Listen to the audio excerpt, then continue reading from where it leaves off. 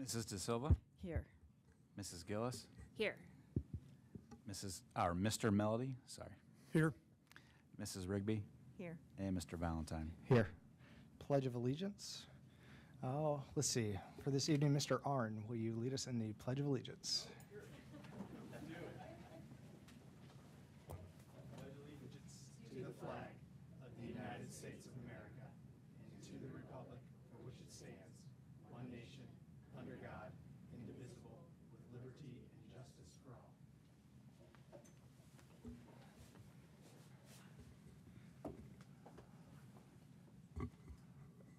Moving on to approval of the agenda for this evening's meeting. Is there a motion? So moved. Moved by Mrs. Gillis. Is there a second? Second. Second by Mrs. Rigby. Questions or comments? Call the roll, please. Mrs. Gillis, Yes. Mrs. Rigby, Yes. Mrs. De Silva, Yes. Mr. Melody, Yes. and Mr. Valentine. Yes, motion passes 5-0. Presentations from our new Tolles Career and Technical board member. Thank you. I will be brief with this. So attached to the meeting agenda is the tolls report for this month. Just a couple of things to note. We had a board meeting last Thursday evening, so I was unable to attend our community conversation around safety for the district, but we had a productive board meeting. Just a couple things to note. There is on this Wednesday evening, there is a open house and a dinner being hosted by Tolles for school board members, superintendents and treasurers of all the districts that attend Tolles. So if you have not RSVP'd for that and you want to attend, there is still time. Please either let me know or respond to the RSVP invitation. And then the other big thing to note is Tolles is in the process of redoing their facilities master plan. I say redoing, this might be just the creation of one. I'm not sure if one existed in the past. So that is being done by Fanning and Howie, and they're looking at several options to totally update the entire building, similar to what Mr. Stark has done here, going through kind of classroom by classroom and system by system and coming up with that entire wish list for the next 5 years. At the previous meeting, we did approve expanding the cosmetology labs.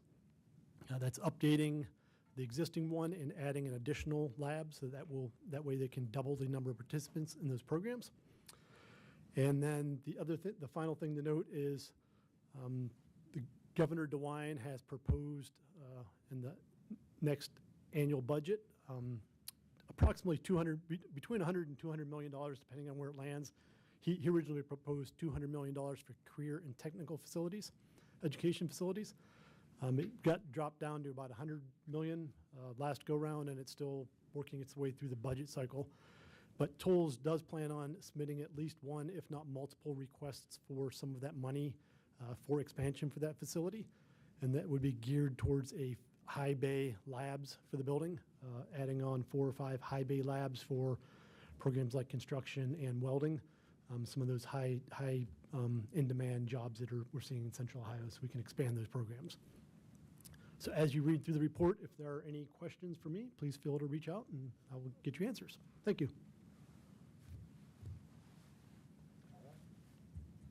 Moving on to public participation. There is nobody signed up this evening. Reports and action items from the superintendent's office. Thank you, Mr. Valentine. First, I'd like to talk about the process that we have been going through that has us to the board vote this evening on amending the next 2-year calendars and then the next 2-year calendars.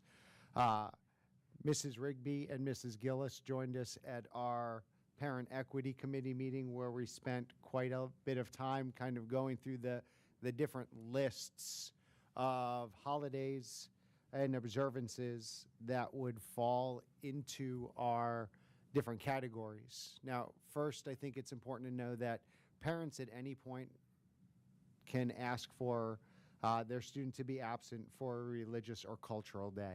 We have never made them submit proof. We have never made them justify why their child might be absent.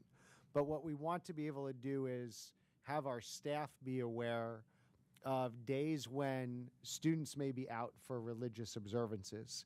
And at first we had it as one document, and it got to be a pretty lengthy document. So we've now broken it into 2 documents. One would be the religious holy days.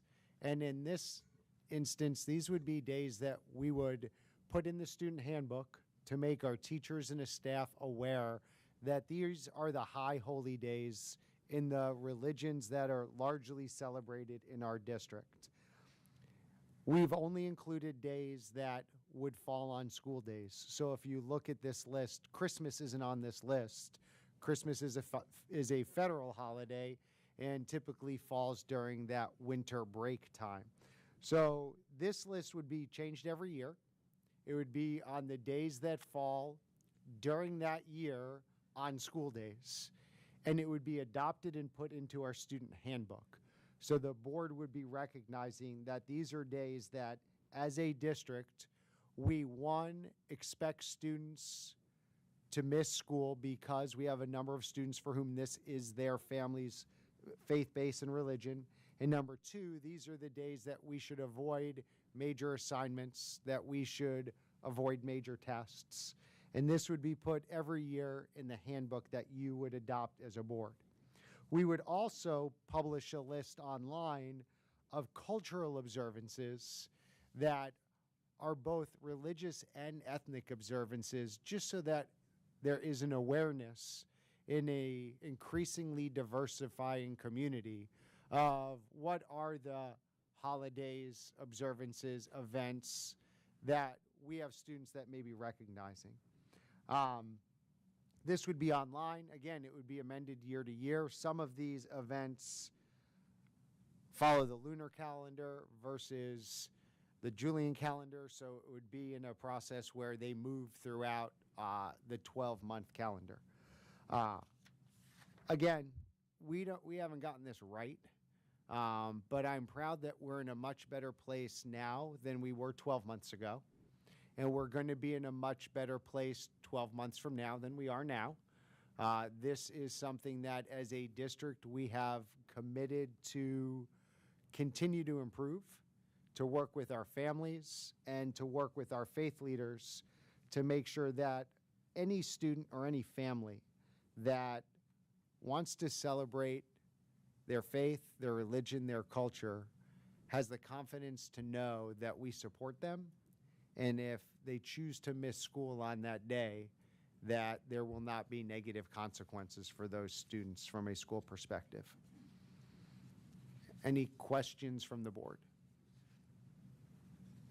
No question per se, but I just wanted to say a huge thank you to Mrs. Venny for all your effort that you put into this. I know that we spent well over an hour last week with the Equity and Diversity Committee going over all of this. And I think the one input that I really loved was this document will never be finished. We will always continue to partner with our community to get this right and reflect our community. So definitely well said, Dr. Marshausen. We are better than we were 12 months ago, and I think continuing to grow. And so the effort's there, and I really appreciate it.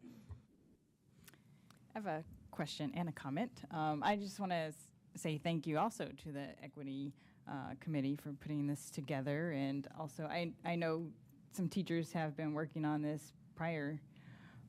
So thanks for all of that. I think it is a very inclusive approach, and I think it'll be great for our district. I just have a question on the sample accommodation request template. Would it be, if someone's, is this just an example, basically? Can they, if they write a note or something earlier? You can they send an still- email.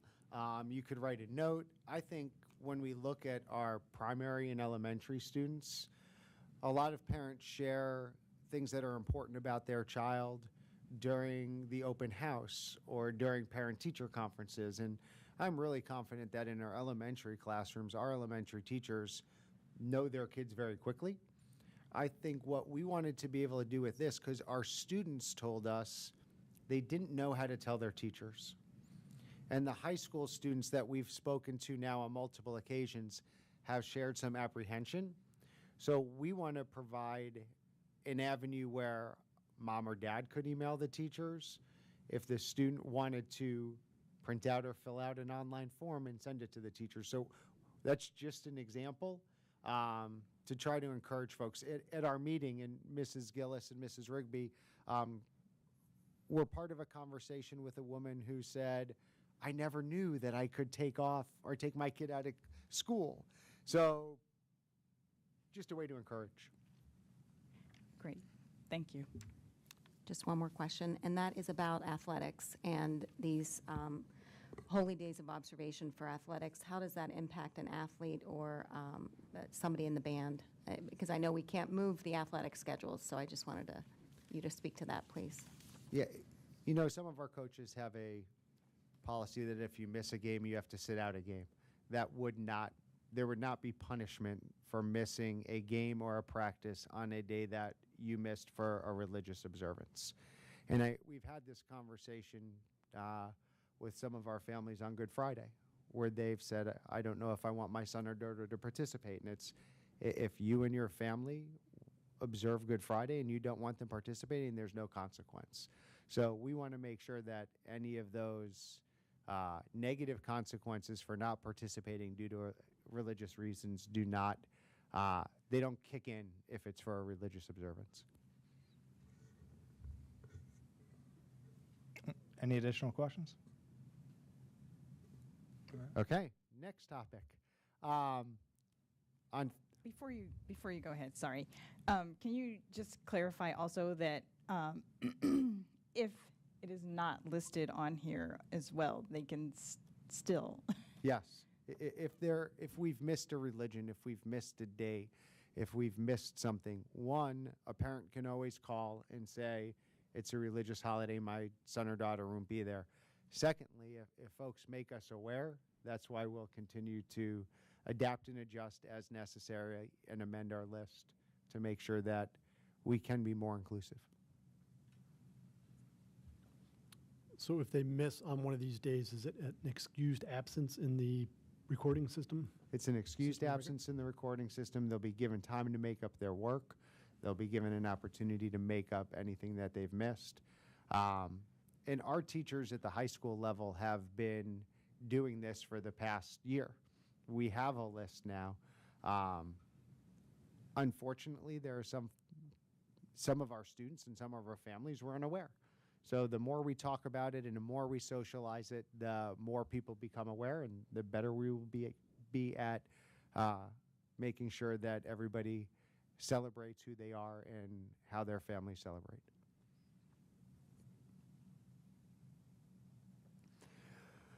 I would like to thank everyone who came on Thursday to our community conversation about safety. It's never an easy topic. Special thanks to Chief Pice, our partners at Dublin Police Department, our partners at Washington Fire and Rescue. I think we were able to show our community the significant planning and partnerships that go into keeping our kids safe. I know that out of Thursday's meeting are ongoing conversations about our elementary safety coordinators and the desire for many in our community to see that program expand. And I believe some of you have questions for me, and I'll be ready to go with those. I think the key to all of our safety conversations is that coordination and that partnership.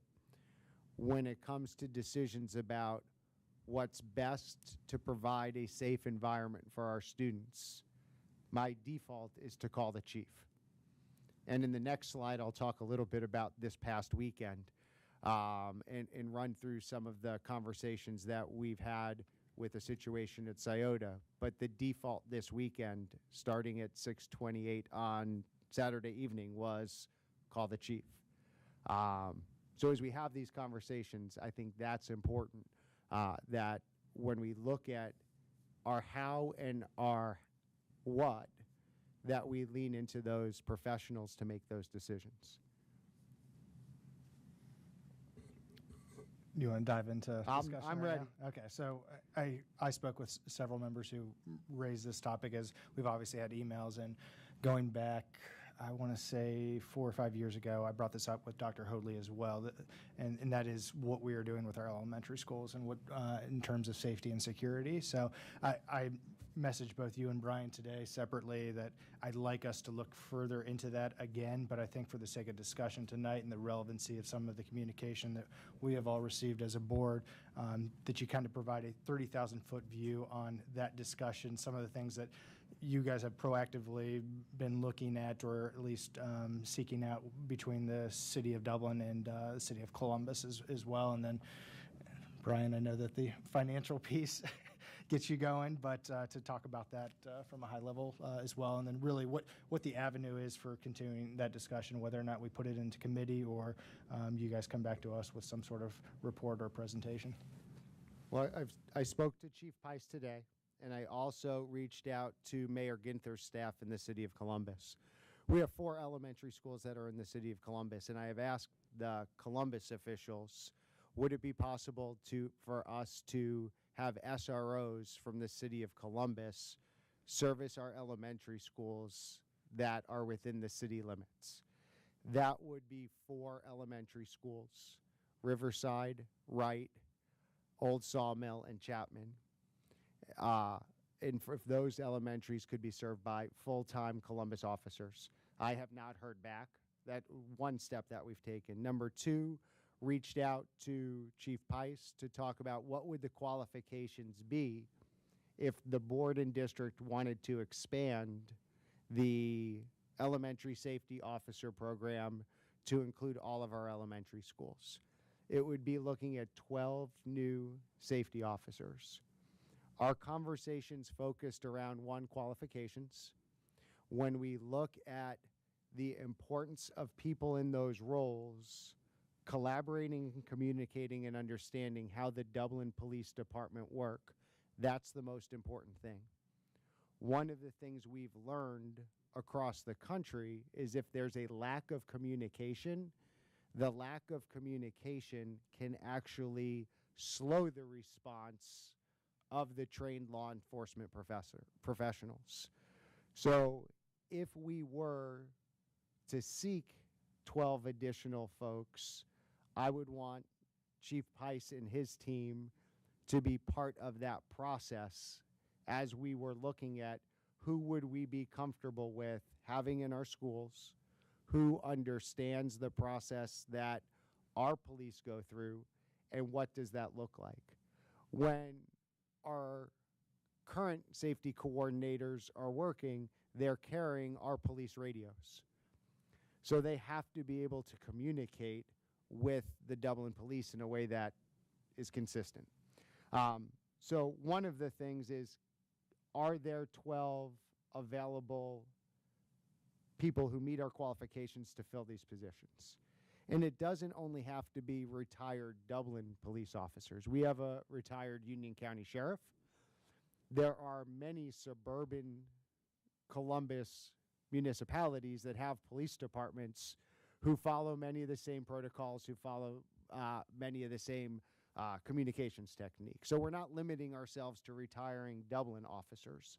But I would want the chief to be part of all of those conversations. Secondly, there is a budget issue. When you look at 12 additional full-time employees, with those 12 employees, you're probably looking at a little bit over $1 million per year in salary and benefits. So that would be a conversation as Mr. Kern prepares a 5-year forecast, as we look at budget proposals for the 23-24 school year. And Mr. Kern, correct me if I'm wrong, you bring those at the end of June to the board in a time that we will be deficit spending, knowing that we're coming up on a levy. That would be conversations for us as a leadership team to have. What does it mean on the deficit spending, and what does it mean for future levies?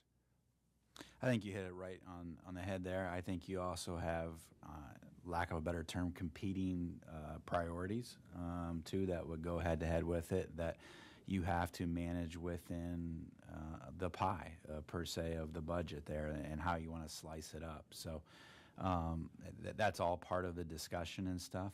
And I think, what we'll do is have our 5-year forecast at the end of May here, and that's going to be as if what we know at this time. But I think what we'll do is dive in more into, we can meet with everyone individually too, is really run, hey, here's some other priorities and scenarios in June, and kind of work with you guys to kind of show you what this effect would be. Whether it be, hey, it's more security personnel, whether it's more social workers, or whatever it may be, this is what it looks like.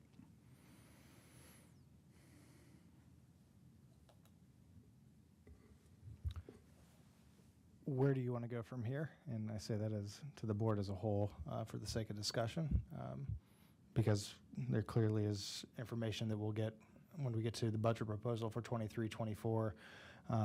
But there's a whole another set of issues related to the practicality of the search process for identifying 12 people, the job description, and everything else that goes along with that. Do we want to put this into committee and then bring it back out?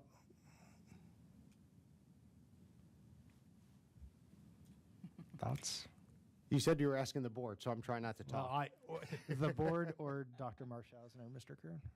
I'll include all six of you. Well, I think it's good to also, short answer, yes, because I think we also need to, along with the budget, it's goals. When we brought 2 in this year, I think last Thursday was awesome to be able to do names and faces and really have our community who have not had the chance to meet our safety coordinators to get to know about them. I think we really need to be discussing as a whole what our goals, if we're looking at 12 new and where they're coming from, what is our goal in general? Because I think we had a direction of why we wanted them to be able to be in vehicles and transported here and there, and what, do you know what I'm saying? Like, what is the long-term goal with it? Is as long, I want to hit that before we start kind of dissecting the budget as well. Yep. I don't recall, Mr. Kern. I think you said competing priorities, and I guess if I'm going to comment on this at all, this would be so high up on, for me as a parent and as a board member, that we have a school resource officer in every single building within Dublin. I just think that we are at a point, sadly, but it's necessary. And so I appreciate that, I know it's going to cost a lot of money. And I think that hopefully we can find a budgetary shift, if such a thing exists, that we could make this a priority. And being at that safety meeting, we always talk about the safety, obviously, that these school resource officers provide, but just hearing them talk about how much they love their job and they love our kids. And just, speaking from just so many years of experience of having wonderful SROs at the buildings that my kids attended, they were the first person that my kids saw when they walked into a school. They are so well versed in all the kids' names and their demeanors, so they can kind of pick up on, things that might not be, somebody might just be a little bit off in terms of the person or the situation. So when we talk about this, this is just, I think, has to be something that is a very, very high priority for Dublin. Is it fair to ask the question too on, this sounds, the cost difference on a safety coordinator versus an SRO and benefit? I feel like I would really love to see a full analysis. Brian, I would love to see a full spreadsheet on Mrs. Gillis, one of the things that I think I would share is Dublin was just able to get to full staffing with uniform sworn officers. The chief, I believe, wouldn't mind me saying they couldn't find 12 additional uniform sworn officers. I do believe it would be more practical to look at officers who are entering retirement than it would be to find officers who would allow the Dublin Police Department to go 12 above what their capacity is right now. And I would welcome Chief to a meeting if that was one of the conversations that we wanted to have. But I just don't think staffing-wise, and to hear Sheriff Patton from Union County talk about how the suburban districts are stealing the county sheriffs, there's a shortage that just gets passed down the ladder. So right now, I don't think we have enough folks entering law enforcement in Central Ohio. If we wanted to hire 12 uniform officers, I think we would struggle, even more than the other option. What about hiring retired military? Well, I think that comes part of the conversation, that we would want them to be vetted and go through the conversation with a team that includes our Dublin officers as part of that. I don't think we have said no. I think we have said there would have to be some training and communication and understanding what their background was and what they did. I think there's a difference if you're a retired MP than if you're a retired officer, or, I think you mentioned it. It's, and our folks, and Dan's here, it's having the right folks who get down and talk to our kids, who have the right demeanor. Even when Chief and I talk, there are some retired police officers that being an elementary security coordinator isn't what's in their skill set. So I think that selection process is critical for what we do. So not taking it off the table, but saying there would have to be a selection process.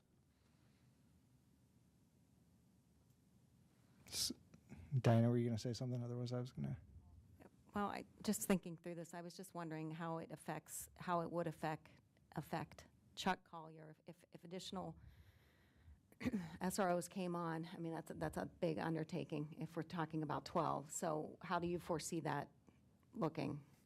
I think it's something that would have to be a consideration. If right now we have 8 SROs who are under the command of the Dublin Police, and we have a security team of 3, which Chuck coordinates, and Chuck coordinates the security and training and safety plans of our teams. If we were to have a team of 15, I think it would be fair to say we need to look at the structure.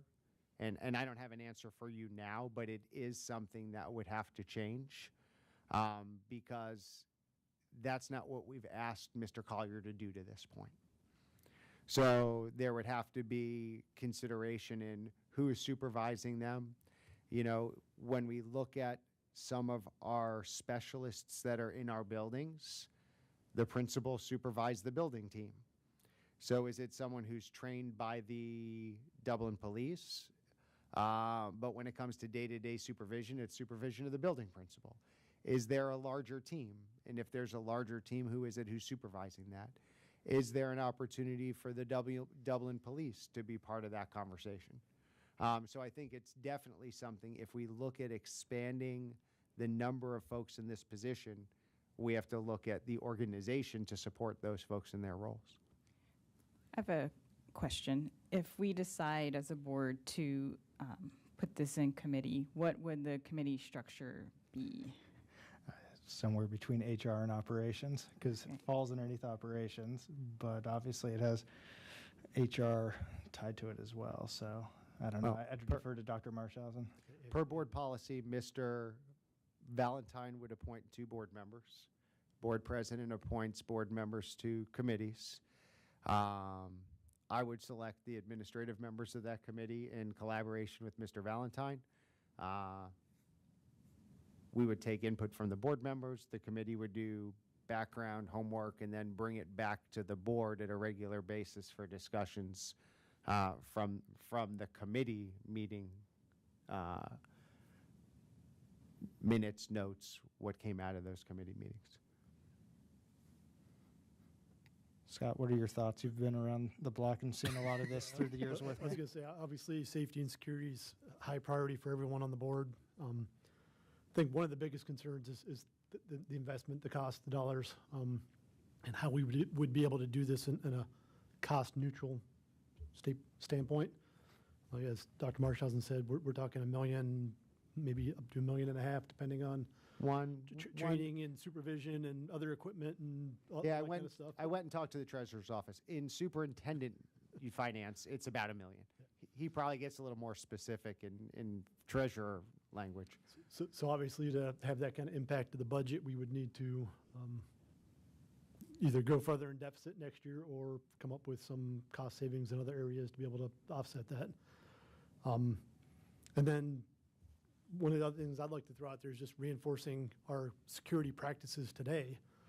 What we can do to ensure security in those buildings, you know, the small stuff, making sure the doors are closed and the alarming on the doors and cameras, and when visitors show up, how do we vet them before we just blindly let them in the building? You know, all those things that go along with that need to be in place and taken care of on a daily basis, with or without these additional resource officers that need to be exercised as well.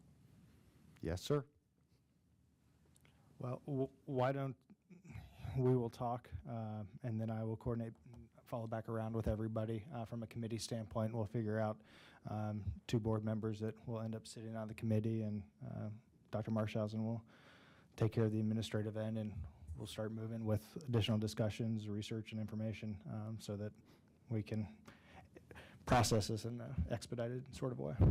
I think it will be important to have a couple elementary principals from different parts of our district represented on that committee to share their experiences as well. And I would assume also having the chief there just to. Either chief or deputy chief. Yeah. I'll ask him to send someone from his team. So we can have a realistic. Yep. And just then, could we include safety as kind of an ongoing topic that we'll have at our board meeting until, you know, we get to a point where we're. I'll have it in each report from here on out, Mrs. Rigby. Okay, speaking of safety, as I mentioned earlier, 6:28 on Saturday night, got a message from Mr. Collier and Chief Pice of a threat that was posted on a social media app. Thanks to the Dublin Police for their tireless work on Saturday night, Sunday, and Sunday night. The ongoing communication as we went through this process, it's important to note that the individuals live in the city of Columbus, but the Dublin Police conducted the interviews. The Dublin Police went to the homes. The Dublin Police worked through the social media accounts and the electronic communications. Last night, after working with the Franklin County prosecutor, the students were taken into custody and charges will be filed. It will be filed as a felony 2, inducing panic. And there are consequences for criminal behavior, and our students, I think it's important to know that. This is the 3rd and 4th inducing panic charges that we have had to bring during this school year. We had one earlier involving a threat on a social media account, and we had one bringing a weapon to Kaufman High School. The communication and collaboration with our police is, we talked about it on Thursday night, and then we unfortunately had to do it this weekend. But we want our community to know that we wouldn't have sent students to school if we weren't confident that the threat had been identified and that the threat that was posted had been handled in a professional way. We have extra security, and we will continue to have an extra presence at at Scioto, just to make sure that everybody knows that we understand that there are some concerns, and we just want everyone to be as at ease as possible. When we talk about the button on our website and we talk about stay safe, speak up, dozens of communications is probably on the low side. When you think about the folks who reached out to the Dublin Police, who reached out through our Stay Safe, Speak Up, who reached out via email to Mr. Cochran, to members of his staff, to members of our staff, It was great to see that the level of concern when something got on folks' radar, not knowing that it was on everyone's radar. That's what we need to keep each other safe. So we are thankful that our parents and our students and our community reached out. They did speak up, and it allowed our law enforcement partners to do what they needed to do. So special thanks to Mr. Cochran and his team, to Cassie and the work that she did. It was pretty much nonstop from Saturday until this morning. For our community who wishes that they had had information earlier, we sent out an email to our Scioto families yesterday. It's important to know that when the situation is ongoing, to make a decision with, okay, we're going to update everybody with what we know now, knowing that when you hit send, it's going to continue to change. We made the decision to send an entire district email news blast today because it's clear that the conversation went beyond just Scioto High School. We are a one Dublin family, and our Dublin family was concerned. We felt confident this morning, knowing that arrests had been made and charges were being filed, that we could appropriately inform the whole Dublin community of where we are. While it's not over, we feel like there is a pretty good break and time that we could update everybody. There are always going to be people who want to know sooner. And we understand that there's always a desire, who knows sooner, when do you know? And as a board, I think you saw the communications that kept coming through the day yesterday to you as a board. It's a call that we have to make as a team when it comes to when do we send and who do we send to. And I'm thankful to have partners and collaborators like we've had to be able to make those decisions. I think it probably could not have been, sad to say this, but more textbook in the way that everything was executed from the community standpoint. I mean, we got emails as well, people reaching out directly to the board, in addition to, and I'm sure went to the staff and the administration, as you mentioned. And your response in particular, and I know that you're working with the team, but towards immediately coordinating with Chief, I think obviously went a long way towards continuing to push their engagement on the issue and making sure that we were doing all that we could to protect and keep our kids safe. Yeah, I want to just also express my gratitude for the district team and yourself, Dr. Marshausen, and the Dublin Police, and everyone who said something to help keep our students safe. I did have a question that came in after this. If you can address it, however you deem appropriate. There is a concerned parent asking about the possibility of metal detectors. Well, as I said earlier, we listen to our police partners when it comes to metal detectors. At our schools, the conversation we've had with law enforcement is I'd like folks to think about a TSA checkpoint at Christmas. When you think about the backup that we have at those metal detectors, in schools such as ours, where by and large, if someone wants to do harm, they're not walking in the front door in the morning. What we're doing is we're moving the target for someone who wants to do harm outside. Because even if there were 2 or 3 opportunities at Jerome High School for students to go through a secure door area, at that beginning of the school day time, you're having thousands of students standing outside waiting to get in. So you move the target from inside to outside. And you do so where in suburban school situations where we've had unfortunate incidents, the person committing the crime wouldn't have walked through the front door. So for us, in talking to our law enforcement, the see something, say something is much more effective than a metal detector. Mr. Arn, I'm going to put you on the spot. How many doors at Jerome High School? 18. How many at Kaufman?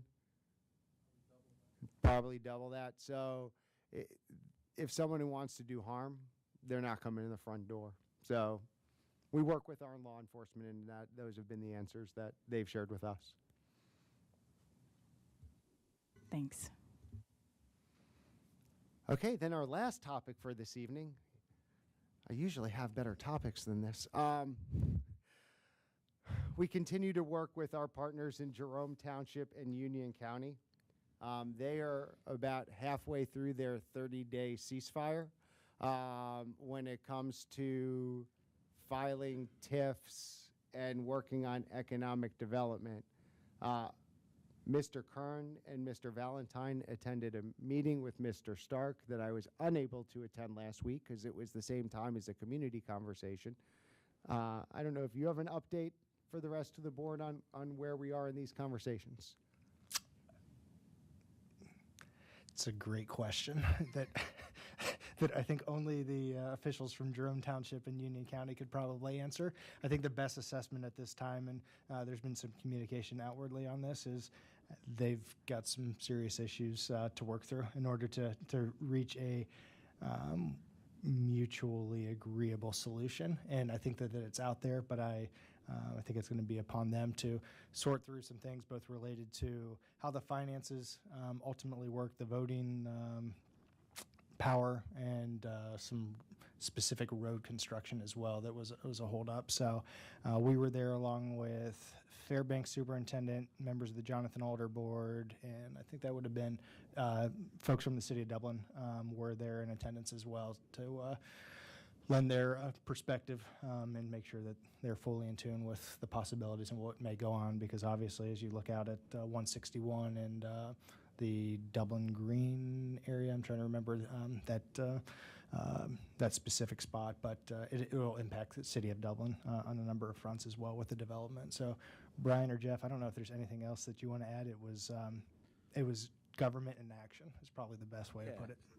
I think you hit all the points real good, Chris. I think what they did identify is, if they hadn't identified before, there's sticking points from both sides of it. So the area in question right now actually sits in Jonathan Alder, but Chris, you hit the bigger perspective, is it'll affect us too, and Fairbanks districts. So while it's one area in particular right now, it's a bigger overall discussion. That is the whole purpose of it. So hopefully they can get over some of those sticking points from both sides of it and work through those. That's mutual beneficial for all parties in this case. And then for us, it's the 30-year non-school TIF. What would be, which in a non-school TIF, just a reminder for everybody, is we continue as a district to get the real estate taxes that we would had there not been a TIF in place. So. And I think that there's a clear desire on the part of the county, and Brian, I'm going to pull you into our conversation that we had afterwards, to try and do this uniform blanket. Otherwise, the likely scenario that we're going down is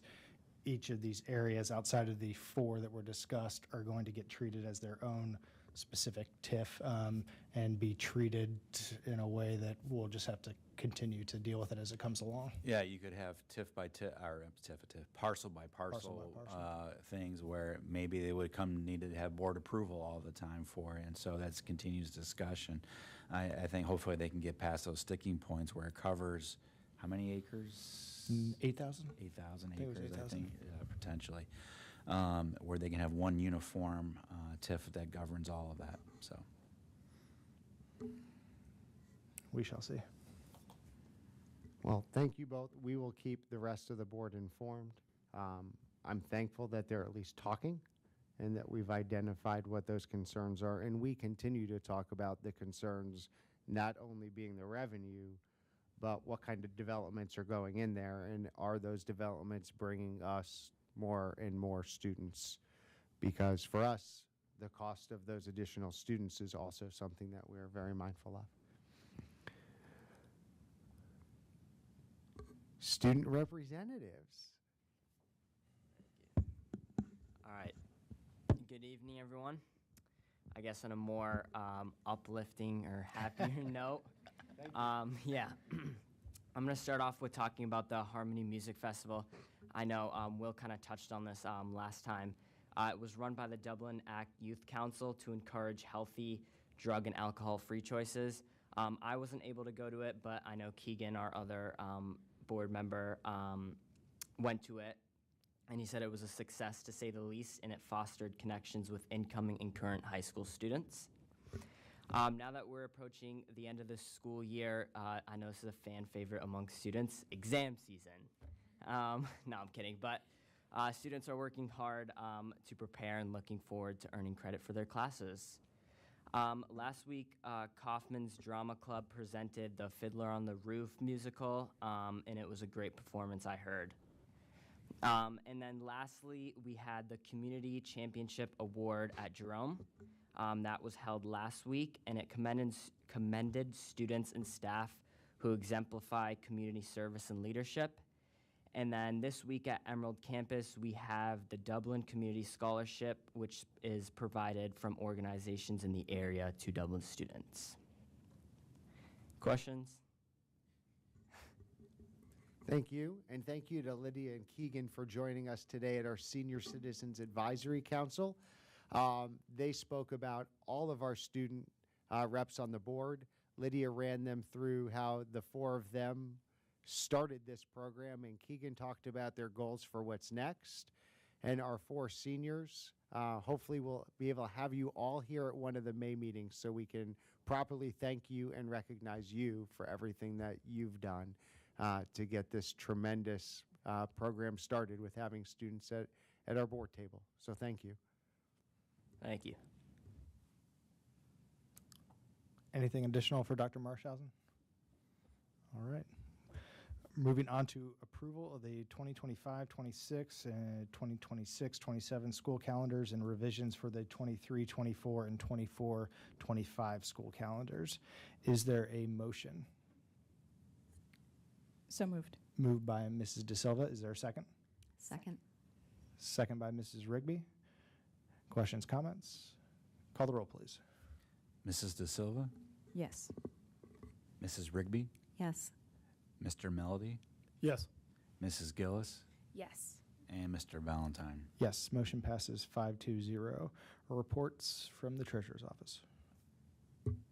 So we discussed some other stuff previously, so I am just going to stick to the stuff on the agenda. We do have one appropriation change. This is another DEF award for 2 grants to Scioto High School teachers. So we are increasing the appropriation so we can spend that. And then we have approval of the March 31st financial report.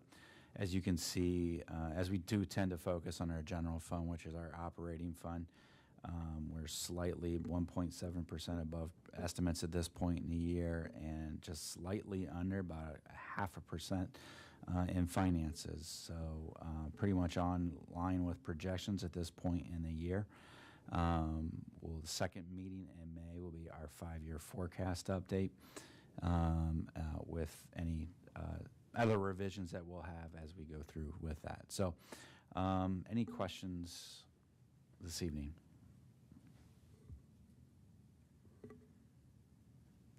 All right. It's recommended by the Treasurer, the Board of Education, approve items 5B and 5C. Is there a motion? So moved. Moved by Mr. Melody. Is there a second? Second. Second by Mrs. De Silva. Call the roll, please. Mr. Melody, Yes. Mrs. De Silva, Yes. Mrs. Rigby, Yes. Mrs. Gillis, Yes. and Mr. Valentine. Yes, motion passes 5-0. Reports from the Department of Academics and Student Learning. Good evening, everyone. My report is brief tonight because we just have the approvals on this evening for the K-12 English Language Arts resources and the graded course of study for K-12 Performing Arts, and then again our revised Global Travel Handbook. So what I'm going to do is turn it over to Mr. Andres and then Mrs. Marple, and then we'll swing back to me to see if there's any other questions. Thanks, Dr. Schwanke. So at our last meeting, I shared A little bit about our preschool program. Excuse me. And it got such great reviews that I thought I'd continue on the age 3 to 5 topic for you tonight.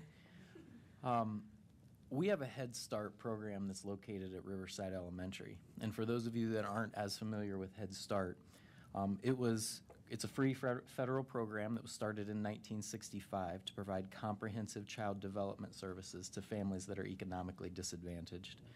So Head Start came to Dublin in 2010 and has been at Chapman, at Wright, at Thomas, before moving to Riverside in 2020.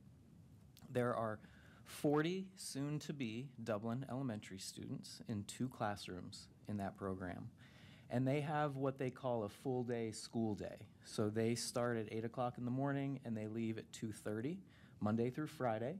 Kids get breakfast, a snack, and lunch.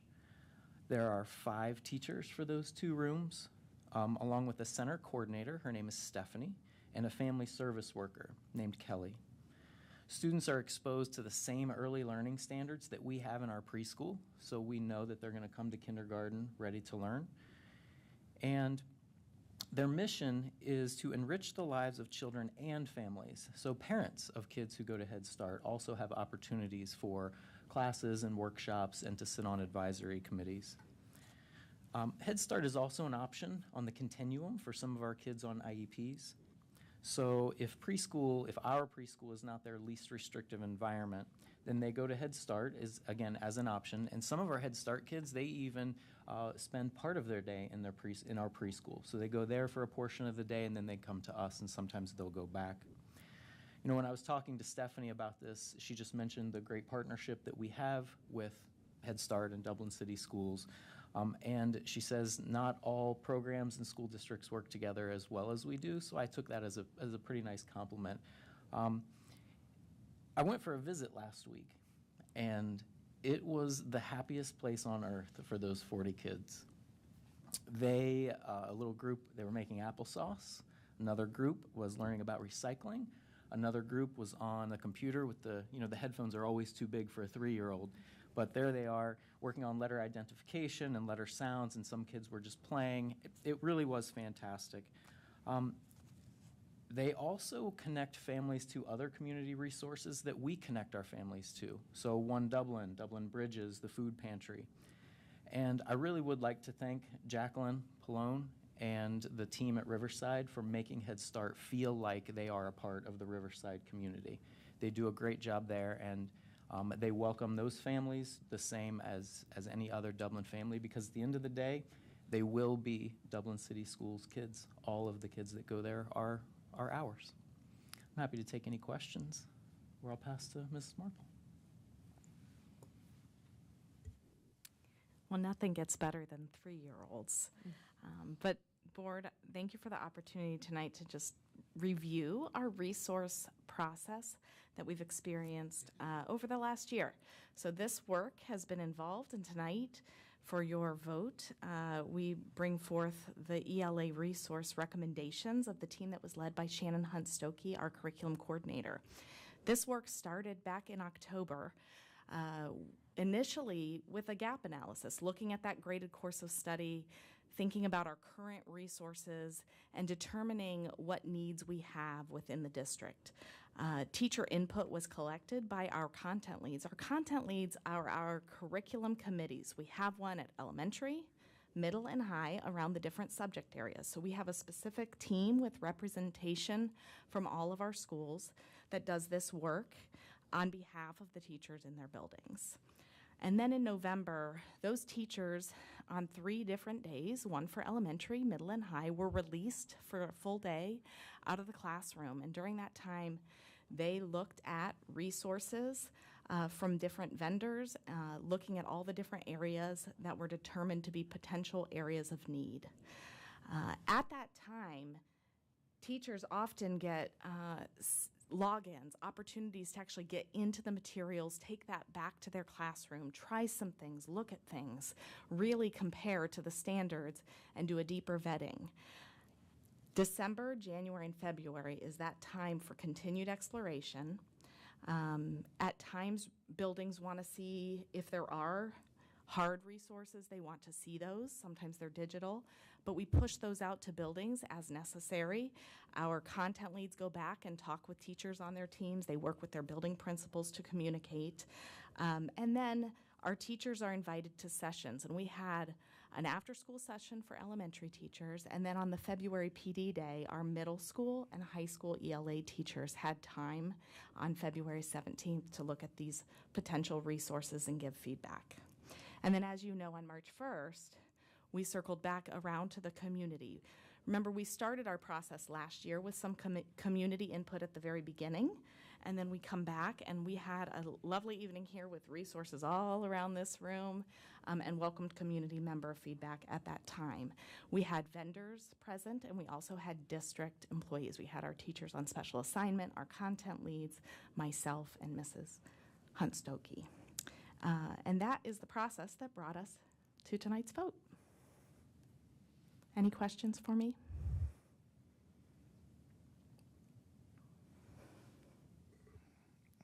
All right. There being none, any additional questions or comments? It's recommended by the superintendent, the Board of Education approve items 7A, 7B, and 7C. Is there a motion? So moved. Moved by Mr. Melody. Second? Second. Second by Mrs. Rigby. Call the roll, please. Mr. Melody, Yes. Mrs. Rigby, Yes. Mrs. De Silva, Yes. Mrs. Gillis, Yes. and Mr. Valentine. Yes, motion passes 5-0. Department of Operations, Mr. Stark. I only have a couple of items tonight. The first is we're recommending Elford Construction as the CMR for the new preschool coming up, pending levy approval. Elford has just recently won, they've been winning a lot lately, but I will tell you this, how we choose a contractor by ORC. First we put out a request for qualifications, and then we get qualifications in. And then we put scorecard those, and we bring in the top 3 to give us a financial proposal. And the way Ohio Revised Code reads is that we don't necessarily have to recommend the lowest cost. We can recommend best value. Sometimes someone has a low cost, but we're not confident in their team or their ability to get the job done. I am happy to say that with the elementary 15 by Riviera and this new preschool land here for the preschool edition, Elford came in with best cost each time. So we do believe that they would give best value as well. I mean, they've done a phenomenal job for us at Eversole. They did a phenomenal job here at Emerald Campus. So we're really pleased to be able to recommend them to you tonight, not only as best value, but as best price competitively. The next item is, so if 2023 is here, our summer is here, and we're ready, you can see that we have projects that are going to be starting. We're now starting internally to work on our 2024 projects. So at tonight's meeting and in May, we're going to start asking the board for recommendations to approve designers and architects to start putting the specifications ready to go for public bids, and we'll do those public bids in the fall for next year. And our first one is we're recommending Mays Consulting for a fee of $56,200, and basically they're going to put together the architectural designs, the drawings, the bid preparation for a brand new steel roof on Davis Middle School. That roof is well out of warranty, leaks all the time, and we're very excited to start to work on that. And unless there's any questions, that's all I have. There being no questions, it's recommended by the superintendent, the Board of Education approve items 9A and 9B. Is there a motion? So moved. Moved by Mrs. Rigby. Is there a second? Second. Second by Mrs. De Silva. Call the roll, please. Mrs. Rigby, Yes. Mrs. De Silva, Yes. Mr. Melody, Yes. Mrs. Gillis, Yes. and Mr. Valentine. Yes, motion passes 5-0. It's that time of year. HR. It is that time of year. Good evening, members of the board. We are well into the throes of hiring for next school year. And I'd like to start tonight by talking about several administrative new hires on the agenda tonight. The first one is Michael Blake. He's going to be joining our HR department. He'll be replacing Carly Collins. He currently works as the assistant principal at Carr Middle School, and very happy to welcome him to our department. The next person on the agenda is in the audience. Christina Hutchinson works in the math department at Dublin Kaufman High School. She's been in our district for 15 years, and she'll be joining Miss Marple's team as a K-12 curriculum coordinator. Welcome to you. Kathy Parker-Jones, who currently works as the teacher leader of online learning at Hilliard City Schools, will also be joining Miss Marple's team as the PK-12 coordinator of digital and personalized learning. Welcome to you. And last but not least, Jay Schwanke. He will be working as the athletic director at Dublin Jerome High School. Jay is currently working as the athletic director at Eversole Run Middle School, and welcome to you. Moving on in the agenda, you'll see 2 resignations and then a retirement. The retirement is for Ronnie Valentino.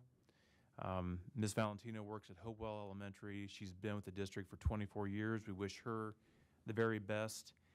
You'll also see a leave of absence request. Courtney Ingram, who is one of our teachers here at Central Office, will join the Davis Middle School staff as an administrative intern this fall. We have 12 teacher hires on tonight's agenda. Our administrative team is making good progress in filling openings for next school year. Summer school programming is on tonight as well in the certified section, and then there are just a few supplementals and pupil activity contracts that are on tonight. Fewer spring sports, but the majority are athletics for next school year. Moving on to the classified agenda, you'll see 7 resignations and 2 retirements. The retirements are Wanda Bear. She'll retire as a special ed bus driver aide, 16 years in our district, and then Connie Winslow will retire from Scottish Corners as a paraprofessional with 20 years in Dublin. We have 5 new hires on the classified section and then 6 salary changes, and also the summer school programming is on this section as well. The last item on tonight is a stipend. It's for the EL Summer Institute. It's designed to provide professional learning for how to meet the needs of our English learners, and it's being paid for through the Title III grant. And that concludes the HR section for tonight. Any questions or comments? All right, we'll get the vote underway then.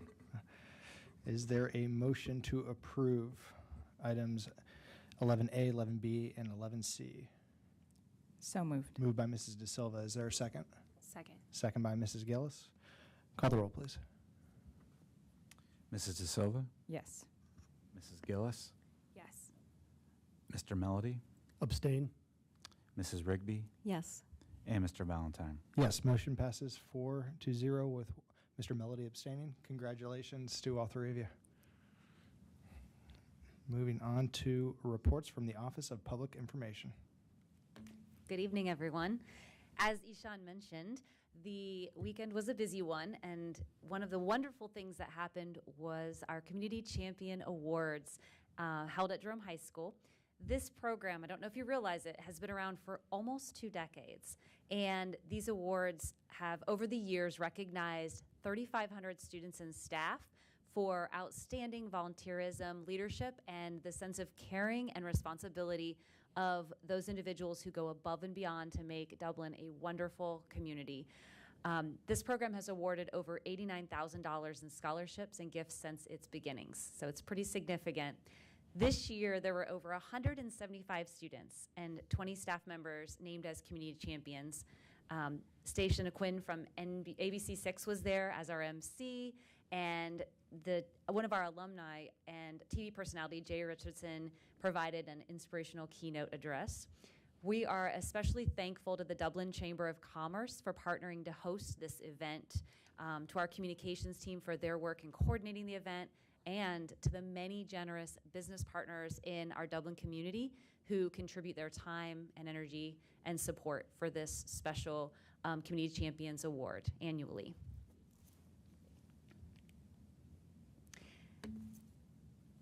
One of the other things I'd like to highlight, last week, we had over 180 students from 8 schools on almost 100 different teams that showcased their creative inventions as part of Invention Convention.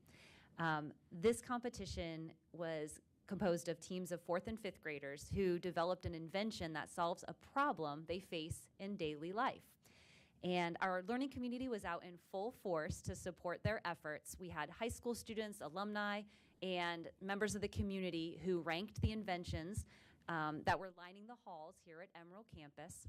The students who participated all have a chance to move on in the regional competition. And the students who participated this year were part of our gifted program, and we had gifted intervention specialists who implemented this pilot this year. We really look forward in the coming years to expanding this opportunity so that all students can participate if they so choose. Want to give a shout out and special thanks to Julia Massey, who's a gifted intervention specialist at Hopewell and Chapman. She really championed and helped organize this effort. Also to our gifted education leader at Central Office, Rachel Dobney, for her support of this initiative. And one final celebration. Stacker recently compiled a list of the 30 best high schools in Ohio, and they get their data from niche.com. We had all 3 of our high schools were in the top 8. This is pretty significant. And Niche uses 8 factors for this ranking. Majority of the score is based on academics and grades, but it does include other factors like culture, diversity, health and safety, clubs, activities, resources, and survey data from parents, teachers, and students. So just a great celebration. All 3 of our high schools are fantastic places to learn, and we're very proud of them. And we just want to give a shout out to all of our magnificent high schools. Thank you. Thank you. Future agenda items? All right. Is there a motion to adjourn? So moved. Moved by Mrs. De Silva. Is there a second? Second. Second by Mrs. Rigby. All those in favor say aye. Aye. Aye. All those opposed? Motion passes 5-0. We are